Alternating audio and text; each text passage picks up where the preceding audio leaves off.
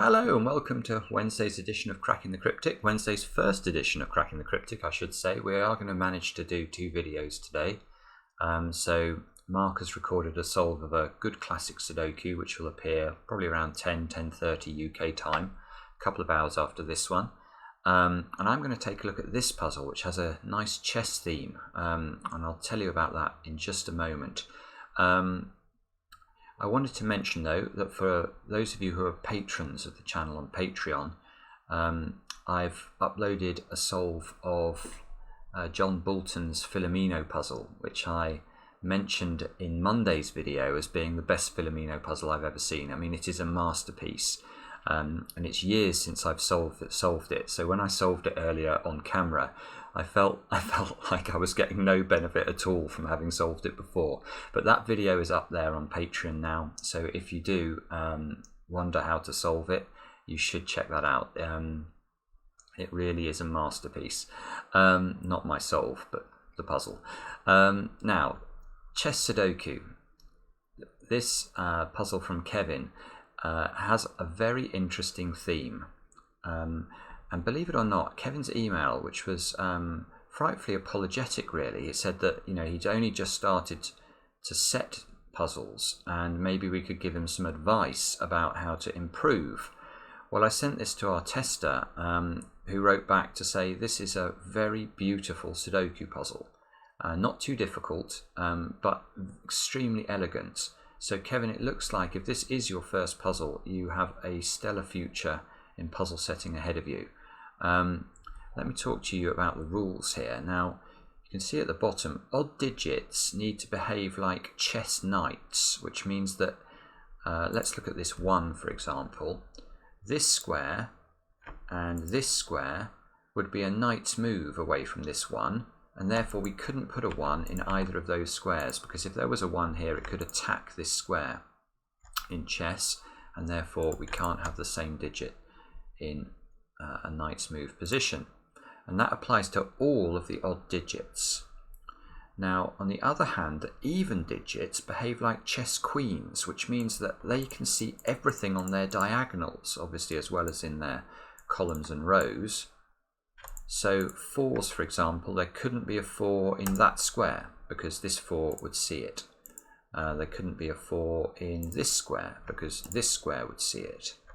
And that applies to all of the even digits. Now, I have to say that to incorporate these 2 restrictions to all 4 even digits and then all odd digits with knight's moves in a symmetrical grid is really, really, really elegant. And Kevin, yeah, I have to say, very impressive. I'm looking forward to solving it too and seeing how it goes. Now, if you want to have a go, do click on the link under the video. One thing else I wanted to mention though is that this obviously is a chess Sudoku themed puzzle, and I think Kevin got the idea because of our new app, and that's great. Our new app came out about 3 weeks ago and features puzzles that Mark and I have created for the app. And in these days of self-isolation, I really do recommend the apps that we've made, or at least I do recommend handcrafted Sudoku apps if you can find them, even if you don't want to look at ours, because I get so many emails every day. The channel probably gets 20 or 30 emails a day of people sending us screenshots of their Sudoku app where they've got stuck and they want to know what the next move is. And the positions that these are computer generated puzzles, and the positions being thrown up they're just nonsense. You've got to use some completely obscure chaining technique to make progress, and it's not good enough. We really have to try and push the market, I think, towards handcrafted, elegant Sudoku puzzles, or at least computer generated puzzles that have some sophistication so that they understand what human beings are likely to spot and what we find elegant during a solve. So a quick plea from me to bin these computer generated apps. If the computer can't generate proper decent Sudoku puzzles, then don't waste your time on it. You'd be better off you know, buying a book by Nickley or looking on the internet for good handcrafted puzzles and solving those. Anyway, that's me getting off my high horse. Let's have a look at this puzzle. Let's start with ones. Now, ones are odd, I know that, so knight's move applies, so we get a digit. This square must be a 1. Why? Because, well, by normal Sudoku we can eliminate all of these squares, but this one is a knight's move away from that square as well, so we get a 1 here. 1's over here because of the knight's move constraint. This position in any knight's move puzzle is very powerful, by which I mean a digit that appears on the boundary of a 3x3 in the center of that boundary. So both this position and this position are powerful as regards this box, and the reason is that not only does it eliminate those 3 squares, but because of the knight's move constraint it gets 2 more squares eliminated as well, and with that one we get 1s into those 2 squares, and that means there's a 1 in one of these 2 positions. Now, can we go any further? Maybe not immediately with 1s. Let's look at 2. Now 2s we've got to switch. So 2s, but we've got a nice start with 2s and probably 4s in this box because of this diagonal constraint. So that diagonal and that diagonal can't contain 2s. So the 2 must go into this square. And now the 4 must go into the top square, look, because this 4 sees that one on the diagonal. That's very elegant. In fact, let's look at 6s over this side. We've got the same thing going on, so this must be a 6 by that logic. That one's on that diagonal, this one's on that diagonal.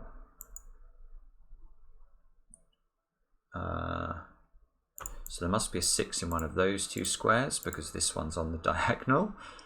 It plays with your head, this, in terms of your scanning. My scanning feels completely suboptimal, even worse than usual.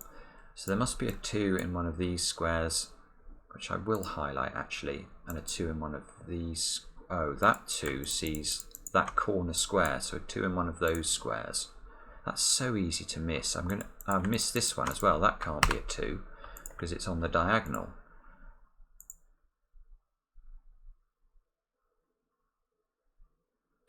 I'm just wondering,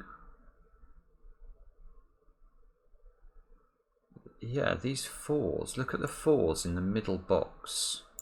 That can't be a 4, that can't be a 4 because of that one.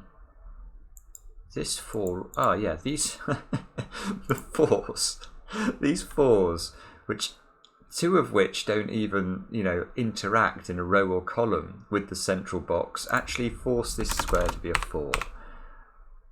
Which means that one's a 4. And that 4 sees that square, so oh, and this 4 sees that square. So there's a 4 here. And can we go further? I mean, yeah, we can. That can't be a 4. Obviously, there must be a 4 in one of those 2 squares. And in this box, the 4 must be in one of those 2 squares as well. Now, I'm just wondering. Yeah. That 4 sees that square, so this is a 4, this is a 4, and we are done on 4s. We've done the 4s now.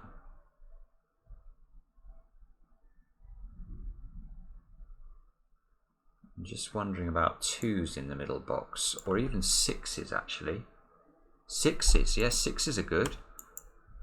6 can't be here, can't be here, can't be here, so this is a 6. Therefore that's a 6.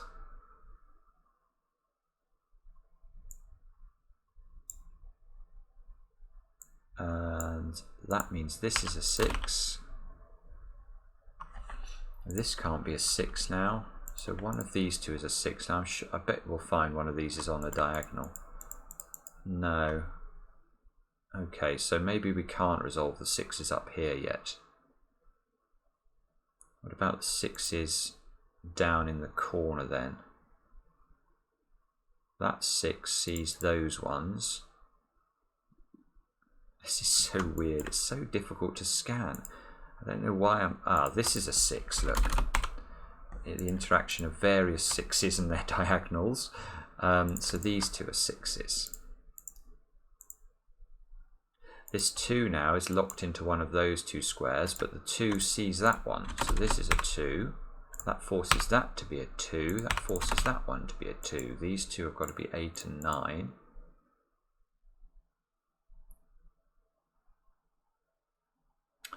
One thing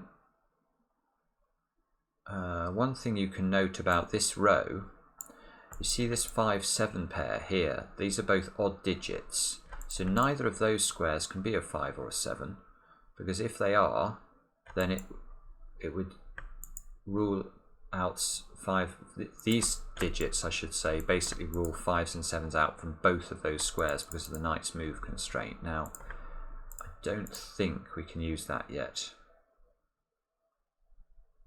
But probably soon that will become important. Let's have a look at these two squares then. What do we need to put into this column? We still need an 8 and we need a 5. This 5 sees that square. So this one must be the 8. This must be the 5. Must be a 5 in one of those two positions. Ah, and this 7 sees that square. We've already talked about that. So that's a 7-5 pair. This one must be the 9.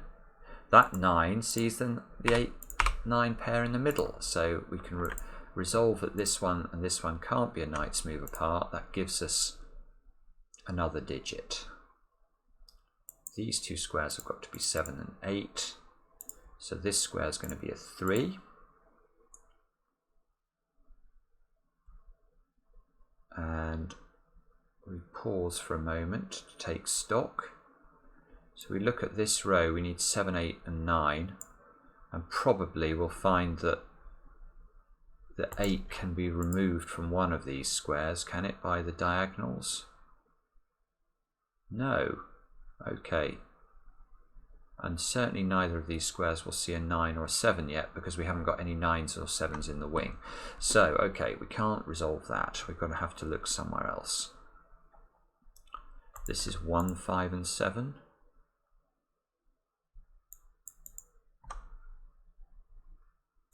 Ah, that's interesting. This is an important pattern here. These 1s mean that this square cannot be a 1, because if it's a 1, it rules a 1 out from that square and that square. So this square can only be a 5 or a 7 therefore, and this square must be the 1, which is useful and gives us a few more digits. We've nearly finished the 1s actually. This one, there must be a 1 in one of those two squares.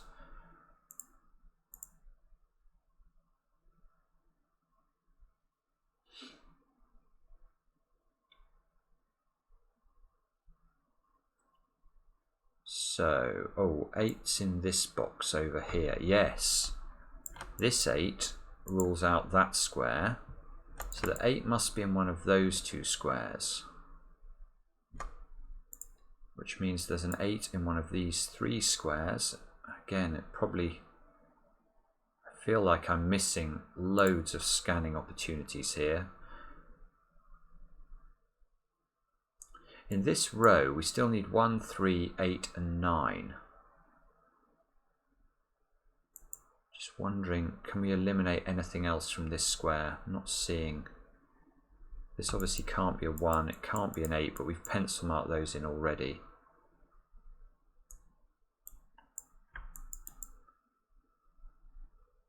Threes in this box. So these 3s interact. So we can eliminate those, that one, and that one by the knight's move constraint, which gives us this square as a 3. Wow. So this becomes a 1-8 pair. Let's fill that in. There must be a 3 in one of those two squares at the top. And that square must be a 9. Ah, 9s are now fixed because this can never be a 9 because of the knight's move. So we get 9 here. Ah, I thought we were going to get more, but not quite. 3, 5 and 7 into these squares. So this one can never be 7. So that's a 3 or a 5. And this one doesn't see anything by knight's move, so that can be a 5 or a 7.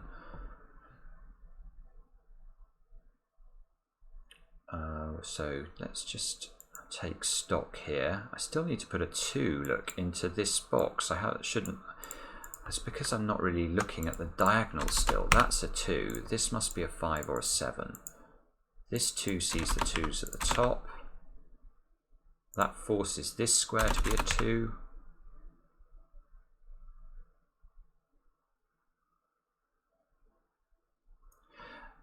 Now where can we put an 8 in this box? I'm just wondering, look, we've got some 8s pointing at this box. 8. 8. Now, this is beautiful. Look at this. That square can never be an 8, because if we make this square an 8, it will rule out that one, and it's on a diagonal with those 2, so this box could never contain an 8. That's got to be a 7. Oh man. Now let's just check the rest of this now. So I can't remember now what this was pointing at. This one points at that square, so I think the 8 can be in either of those 2 squares. Now does this 7 help? Not as much as I thought it would actually. Oh, it helps with the 5, 7 here though, so this has got to be a 5, this is a 7. The 5 helps with the 3 over that side. This square here now has got to be a 7. These 2 squares I've got to include a 5, and this 5 here is going to help with that, isn't it? So that's a 5 and that's an 8.